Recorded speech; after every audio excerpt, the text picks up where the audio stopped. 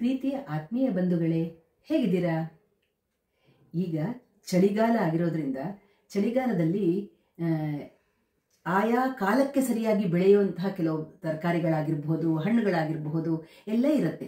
ಅಂಥದ್ರಲ್ಲಿ ಚಳಿಗಾಲದಲ್ಲಿ ಈಗ ಮುಖ್ಯವಾಗಿ ಸಿಗೋದು ಅವರೆಕಾಯಿ.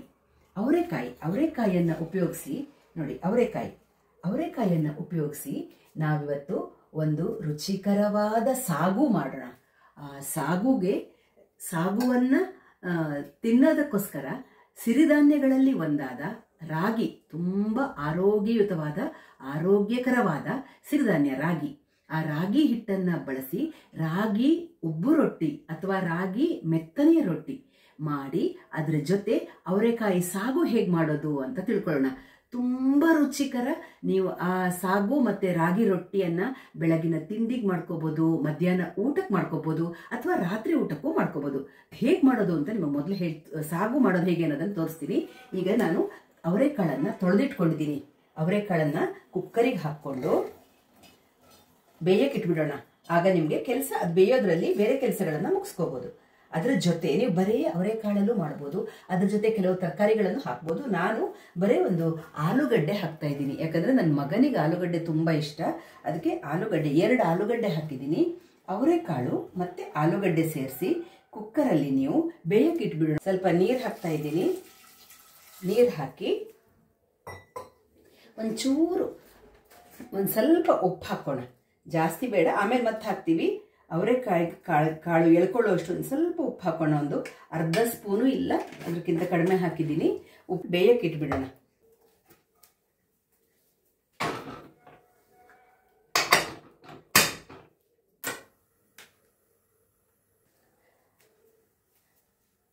ಸಾಗು ಮಾಡೋಕ್ಕೆ ನಾನು ಒಂದು 6 ರಿಂದ 7 ಎಸಳು ಬೆಳ್ಳುಳ್ಳಿ, ಶುಂಠಿ, ಕರಿಬೇವು, ಒಂದು ಸ್ವಲ್ಪ ಕೊತ್ತಂಬರಿ ಸೊಪ್ಪು, ಹಸಿಮೆಣಸಿನಕಾಯಿ, ಚಕ್ಕೆ, ಒಂದು 4 ಲವಂಗ, ಒಂದೇ ಒಂದು ಏಲಕ್ಕಿ, ಇಷ್ಟು ತಗೊಂಡಿದ್ದೀನಿ. ಅದನ್ನೇ ಬಳಸಿ ಒಬ್ಬೊಬ್ಬರು ಒಂದೊಂದು ಥರ ಸಾಮಾನನ್ನು ಉಪಯೋಗಿಸಿ ಮಾಡ್ತಾರೆ. ನಾನಿವತ್ತು ಇಷ್ಟೇ ಉಪಯೋಗಿಸ್ತಾ ಇದ್ದೀನಿ. ಇಷ್ಟು ಉಪಯೋಗಿಸಿ ಜೊತೆಲಿ ತೆಂಗಿನಕಾಯಿ ತುರಿ ಇಷ್ಟನ್ನು ಉಪಯೋಗಿಸಿ, ಆಮೇಲೆ ಒಂದು ಈರುಳ್ಳಿ ಹಾಗೂ 2 ಟೊಮೆಟೊ ತಗೊಂಡಿದ್ದೀನಿ. ಅದನ್ನು ನೀವು ಒಗ್ಗರಣೆ ಮಾಡಿ ಹುರ್ಕೊಂಡು ಅದನ್ನು ಸ್ವಲ್ಪ ತೆಗೆದು ನೀವು ಈ ಮಸಾಲೆ ಜೊತೆ ರುಬ್ಬಿನೂ ಮಾಡ್ಬೋದು, ಇಲ್ಲ ಬರೀ ಒಗ್ಗರಣೆಗೆ ಹಾಕಿನೂ ಮಾಡ್ಬೋದು. ಯಾವ ರೀತಿ ನಿಮ್ಗೆ ಆರಾಮ ಅನ್ಸುತ್ತೆ ಅಥವಾ ನಿಮಗೆ ಇಷ್ಟ ಆಗುತ್ತೆ ಆ ರೀತಿನಲ್ಲಿ ಮಾಡ್ಕೋಬೋದು. ಗ್ಯಾಸ್ ಮೇಲೆ ಒಂದು ಬಾಣಲಿ ಇಟ್ಕೊಂಡು ಸ್ವಲ್ಪ ಎಣ್ಣೆ ಹಾಕ್ಕೊಳ್ಳಿ. ನಿಮ್ಗೆ ಯಾವ ಎಣ್ಣೆ ಬೇಕು ಆ ಎಣ್ಣೆ ಬಳಸಿ. ಗ್ಯಾಸ್ ಹಚ್ಕೊಂಡು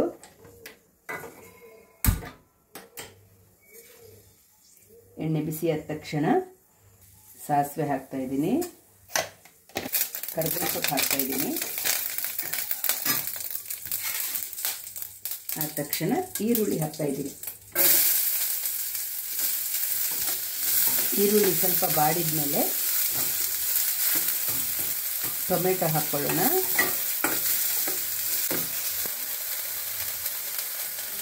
ಟೊಮೆಟೊ ಹಾಕ್ತಾ ಇದ್ದೀನಿ.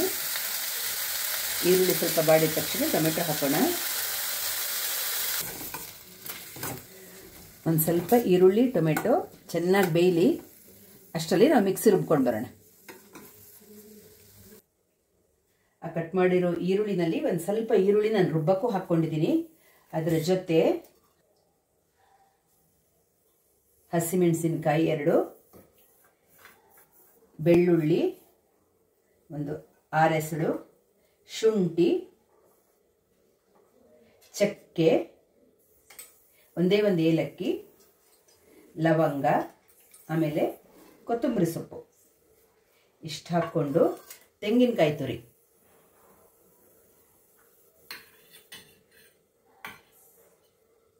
ನೀವು ಬೇಕಾದರೆ ಟೊಮೆಟೊ ಈರುಳ್ಳಿ ಫ್ರೈ ಮಾಡಿರ್ತೀವಲ್ಲ ಅದನ್ನು ಒಂಚೂರು ಹಾಕ್ಕೋಬೋದು. ನಾನು ಅದು ಒಗ್ಗರಣೆಗೆ ಹಾಕಿದ್ದೀನಿ, ರುಬ್ಬಕ್ಕೆ ಹಾಕ್ಕೊಳ್ತಾ ಇಲ್ಲ. ಒಂದು 2 ಸ್ಪೂನ್ ಈರುಳ್ಳಿ ಕಟ್ ಮಾಡಿರೋದು ಹಾಕ್ಕೊಂಡಿದ್ದೀನಿ. ಮಿಕ್ಸಿಲಿ ರುಬ್ಕೊಂಡು ಬರೋಣ.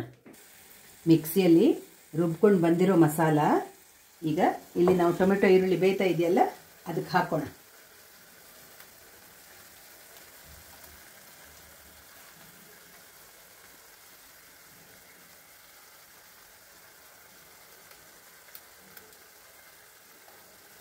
ಒಂಚೂರು ನೀರು ಹಾಕಿ ಹಾಕೋಣ ಮಿಕ್ಸಿ ಜಾರ್ಗೆ.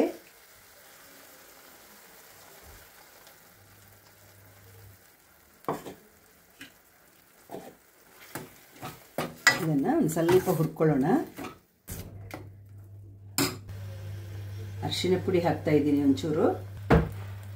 ಆಪ್ಷನಲ್ಲು ಬೆಲ್ಲ ಬೇಕಂದ್ರೆ ನಾನು ಅದು ಎಲ್ಲ ನಿಮಗೆ ಸೇರಿ ಒಂದು ಹದ ಬರೋಕ್ಕೋಸ್ಕರ ಇಷ್ಟೇ ಒಂದು ಕಡಲೆಕಾಯಿ ಗಾತ್ರದ ಬೆಲ್ಲ ಹಾಕ್ತಾ ಇದ್ದೀನಿ. ನೋಡಿ, ಇಷ್ಟೇ ಕಡಲೆಕಾಯಿ ಗಾತ್ರದ್ದು. ನೀವು ಬೇಕಾದ್ರೆ ಹಾಕ್ಬೋದು, ಬೇಡ ಇಲ್ಲ ಅಂದರೆ ಬಿಟ್ಬಿಡ್ಬೋದು. ಅವರೆಕಾಳು ಆಲೂಗಡ್ಡೆ ಬೆಂದಿದೆ. ಇದನ್ನ ಈ ಮಸಾಲಕ್ಕೆ, ಹುರಿದಿರೋ ಮಸಾಲಕ್ಕೆ ಹಾಕ್ತಾ ಇದ್ದೀನಿ. ನೀರಿದೆ ಸ್ವಲ್ಪ ಇದರಲ್ಲಿ, ಇರಲಿ ಪರವಾಗಿಲ್ಲ, ಅದು ಕುದಿಯೋವಾಗ ಗಟ್ಟಿ ಆಗ್ಬಿಡತ್ತೆ.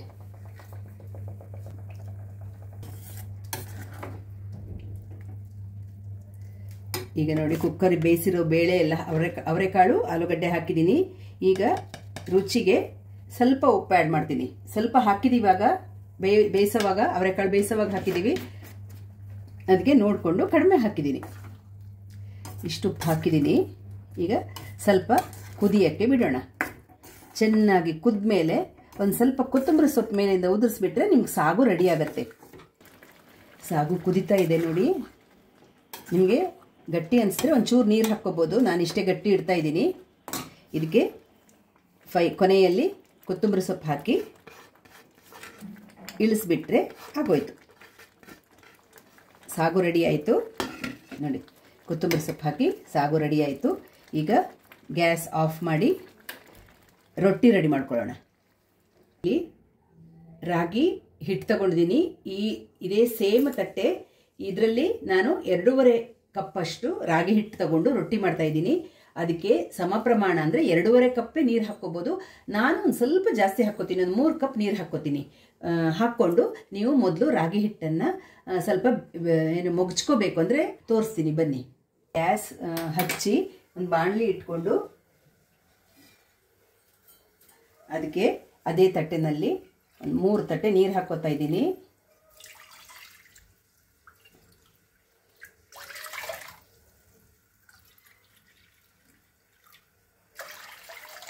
ಮೂರು ತಟ್ಟೆ ನೀರು ಹಾಕ್ಕೊಂಡಿದ್ದೀನಿ. ಅದಕ್ಕೆ ಒಂದು ಚಿಟಿಕೆ ಉಪ್ಪು ಹಾಕ್ತೀನಿ. ಜಾಸ್ತಿ ಉಪ್ಪು ಬೇಡ, ಇಷ್ಟು ಉಪ್ಪು ಹಾಕ್ತೀನಿ. ರಾಗಿಗೆ ತುಂಬ ಉಪ್ಪು ಹಿಡಿಸಲ್ಲ, ಅದಕ್ಕೆ ಇಷ್ಟು ಉಪ್ಪು ಹಾಕ್ತಾ ಇದ್ದೀನಿ. ಅದಕ್ಕೆ ಉಪ್ಪು ಹಾಕಿದ ನಂತರ 1 ಚಮಚ ತುಪ್ಪ ಹಾಕ್ಕೋತಾ ಇದ್ದೀನಿ. ನೀವು ಎಣ್ಣೆ ಬೇಕಾದರೂ ಬಳಸ್ಕೋಬೋದು, ನಾನು ತುಪ್ಪ ಬಳಸ್ತಾ ಇದ್ದೀನಿ. ನೀರು ಕುದಿಯೋಕ್ಕೆ ಶುರುವಾಯಿತು. ಒಂದೇ ಚೂರು ಹಿಟ್ಟು ತಗೊಂಡು ಹೀಗೆ ಹಾಕ್ಕೊಂಡು ಒಂದ್ಸಲ ಮಿಕ್ಸ್ ಮಾಡ್ಕೊಂಡು ಬಿಡಿ.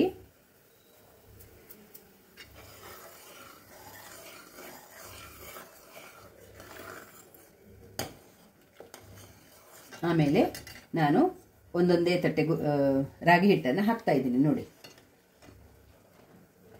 1 ತಟ್ಟೆ ಹಾಕಿದೆ, 2 ತಟ್ಟೆ ಹಾಕಿದೆ, ಇನ್ನೊಂದು ಅರ್ಧ ಒಂಚೂರು ಜಾಸ್ತಿ 3/4 ಕಪ್ ಅಷ್ಟು ಹಾಕಿದ್ದೀನಿ. 1 ನಿಮಿಷ ಹಾಗೆ ಬಿಡಿ. ಅದು ನೀರೆಲ್ಲ ಹೀಗೆ ಕುದ್ಕೊಂಡು ಬರುತ್ತೆ ಮೇಲೆ. ಈ ಥರ ನೀರು ಕುದ್ಕೊಂಡು ಬರ್ತಿದೆಯಲ್ಲ, ಒಂದ್ಸಲ ಮಿಕ್ಸ್ ಮಾಡಿ ಮುಚ್ಚಿಟ್ಬಿಡಿ.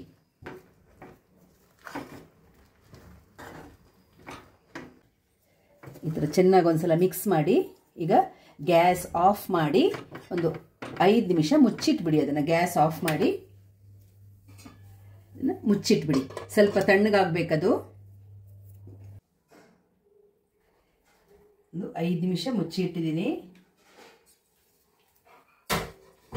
ಬಿಸಿ ಇದೆ, ವಿಪರೀತ ಬಿಸಿ ಇದೆ. ಜಾಗ್ರತೆಯಾಗಿ ಅದನ್ನು, ನಮ್ಗೆ ಇದರಲ್ಲೇ ನಾದಕ್ಕೆ ಬರಲ್ಲ, ಅದಕ್ಕೆ ಇದನ್ನು ಒಂದು ಬೇರೆ ಪಾತ್ರೆಗೆ ಟ್ರಾನ್ಸ್ಫರ್ ಮಾಡ್ಕೊಂಡ್ಬಿಡೋಣ. ಯಾಕಂದರೆ ಬಾಣಲಿ ತುಂಬ ಬಿಸಿ ಇರೋದಕ್ಕೆ ಅದರಲ್ಲಿ ಮಾಡೋಕ್ಕಾಗಲ್ಲ.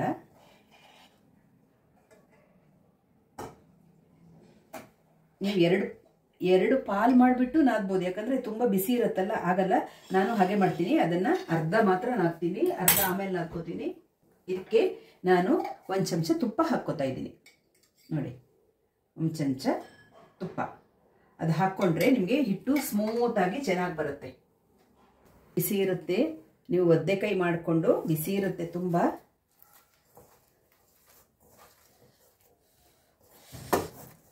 ಮುಟ್ಟಕ್ಕಾಗಲ್ಲ. ಒಂದು ಸ್ವಲ್ಪ ತಣ್ಣಗಾಗಲಿ, ಒಂಚೂರು ತಣ್ಣಗಾದ್ಮೇಲೆ ನಾದಿ ಅದನ್ನು, ಇಲ್ಲಾಂದರೆ ಕೈ ಸುಟ್ಟು ಹೋಗ್ಬಿಡತ್ತೆ. ಚೆನ್ನಾಗಿ ನಾದಬೇಕು, ಆಗ ನಿಮಗೆ ರೊಟ್ಟಿ ಒಂಚೂರು ಒಡೆಯಲ್ಲ. ತುಂಬ ತಣ್ಣಗಾಗಕ್ಕೂ ಬಿಡಬಾರ್ದು, ಕೈಗೆ ಬಿಸಿ ತಡೆಯೋ ಅಷ್ಟು ಹಾಕಿ ಅದನ್ನು ಚೆನ್ನಾಗಿ ನಾದಬೇಕು. ಇದನ್ನು ಈ ಥರ ನೋಡಿ ಚೆನ್ನಾಗಿ ನಾದಿ ಎಷ್ಟು ಸ್ಮೂತಾಗಿ ಹಿಟ್ಟು ಬರುತ್ತೆ ಅಂದರೆ. ಬಿಸಿ ಇದೆ, ಇನ್ನೂ ತುಂಬ ಬಿಸಿ ಇದೆ. ನೀರು ಇಟ್ಕೊಂಡಿರಿ, ಇಲ್ಲಿ ನೀರಲ್ಲಿ ಕೈ ಮುಟ್ಸ್ಕೊಂಡು ಈ ಥರ ಚೆನ್ನಾಗಿ ನಾದಿ. ಇದನ್ನು ನಾದಿದ ಮೇಲೆ ನಾನು ಆ ಹಿಟ್ಟನ್ನು ಹಾಕ್ಕೊಂಡು ನಾದ್ತೀನಿ.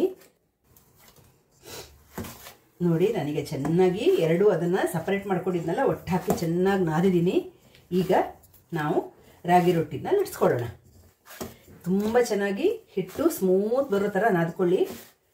ನೋಡಿ ಚೆನ್ನಾಗಿ ಬಂದಿದೆ ನೋಡಿ. ಈಗ ಲಟ್ಸ್ಕೊಳ್ಳೋಣ.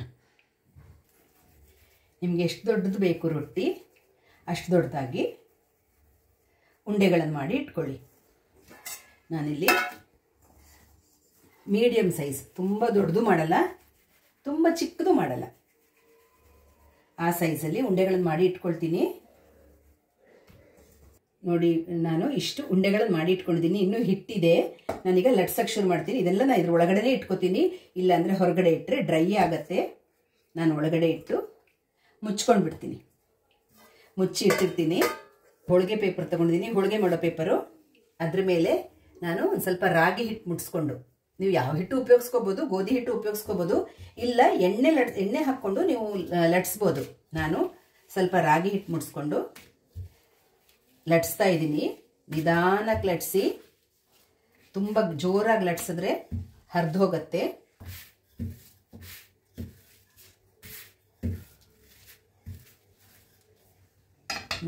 ನಾನು ಇಷ್ಟು ದೊಡ್ಡದಾಗಿ ಲಟ್ಸ್ಕೊಂಡಿದ್ದೀನಿ.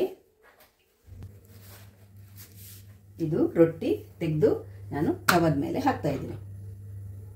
ನೀವು ಮೇಲಿಂದ ಹಿಟ್ಟು, ನಿಮಗೆ ಅದು ಹಿಟ್ಟು ಹಾಕಿ ಲಟ್ಸಿರ್ತೀವಲ್ಲ, ಅದು ಬೇಡ ಅಂದರೆ ಒಂಚೂರು ಬಟ್ಟೆ ಒದ್ದೆ ಮಾಡಿಬಿಟ್ಟು ಈ ಥರ ನೀರಲ್ಲಿ ಒದ್ದೆ ಮಾಡಿ ಒಂಚೂರು ಹೀಗೆ ಮೇಲೆಲ್ಲ ನೀರು ತಾಗಿಸ್ಕೊಂಡ್ರೆ ನಿಮ್ಗೆ ಆ ಬಿಳಿ ಬಿಳಿ ಸ್ವಲ್ಪ ಹಿಟ್ಟಿರುತ್ತಲ್ಲ ಅದು ಹೋಗುತ್ತೆ. ನೀವು ಎಣ್ಣೆ ಹಾಕಿ ಲಟ್ಸಿದ್ರೆ ನೀರು ಹಾಕೋ ಅಗತ್ಯನೂ ಇಲ್ಲ, ಹಾಗೆ ನೀವು ಮಾಡಿಬಿಡ್ಬೋದು. ನೀವು ಬೇಕಾದರೆ ತುಪ್ಪ ಹಾಕ್ಕೋಬೋದು, ತುಪ್ಪ ಹಾಕದೇನೂ ಇರ್ಬೋದು. ತುಪ್ಪನೋ ಎಣ್ಣೆನೋ ನಿಮ್ಗೆ ಏನು ಬೇಕದು, ಅಥವಾ ನೀವು ಇಳಿಸಿದ ಮೇಲೆ ಸ್ವಲ್ಪ ತುಪ್ಪ ಹಚ್ಕೋಬೋದು, ಅಥವಾ ತಿನ್ನೋವಾಗ ತುಪ್ಪ ಹಾಕ್ಕೋಬೋದು. ತುಪ್ಪ ಹಾಕಿಲ್ಲ, ತುಪ್ಪ ಎಣ್ಣೆ ಬಳಸಿಲ್ಲ ಅಂದರೆ ನಿಮಗೆ ತುಂಬ ಸಾಫ್ಟಾಗಿ ತುಂಬ ಚೆನ್ನಾಗಿ ಬರುತ್ತೆ.